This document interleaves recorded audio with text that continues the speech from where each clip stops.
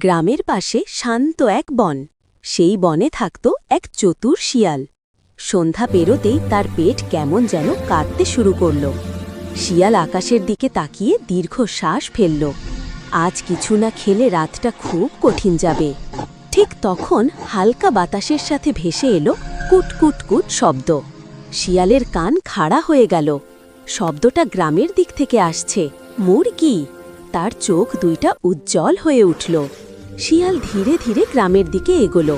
উঠোনে পৌঁছে দেখল ঝকঝকে খাঁচায় কয়েকটা সাদা মুরগি ঘুমিয়ে আছে। তাদের পাশেই এক অলস কুকুর আধ ঘুমে বসে আছে। শিয়াল ফিসফিস করে বলল, আজ নয়তো আর কবে? খাঁচার নিচে খুব ছোট্ট একটি ফাঁক দেখা গেল। শিয়াল নিঃশব্দে মাটি নরম করে ফাঁকটা একটু বড় করল, যেন কেউ কিছু টের না পায়।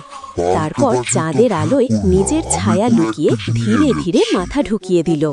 মুরগিগুলো ভয় পেয়ে ডানা ঝাপটাতে চাইছিল, কিন্তু শিয়াল মৃদুস্বরে বলল, দৌড়াদৌড়ি করো না, আমি শুধু একটুকু নিয়ে যাচ্ছি। যেই না মুরগিটাকে টেনে বের করছে, হঠাৎ বাতাসে ঝুলে থাকা একটি টিনের ঢাক হাওয়ায় দুলে টং শব্দ করল। কুকুর হঠাৎ ঘুম ভেঙে লাফ দিয়ে উঠে ঘেউ ঘেউ করতে শুরু করল। কিন্তু শিয়াল ভয় পেলেও ঘাবড়ায়নি। সে দৌড় দিল বুদ্ধির মতো, সোজা নয় বাঁক নিয়ে, ঝোপের আড়াল ধরে ছায়ার মধ্যে লুকিয়ে লুকিয়ে। তাই কুকুর তার পিছু পেল না। বনের ভেতরে এসে শিয়াল হাঁপ ছাড়ল।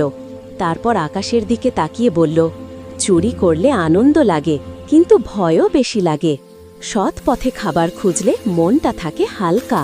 পরদিন থেকে সে আর চুরি করেনি, বরং নিজের বুদ্ধি কাজে লাগিয়ে বনেই খাবার খুঁজে নিয়েছে, নিরাপদে, শান্তিতে।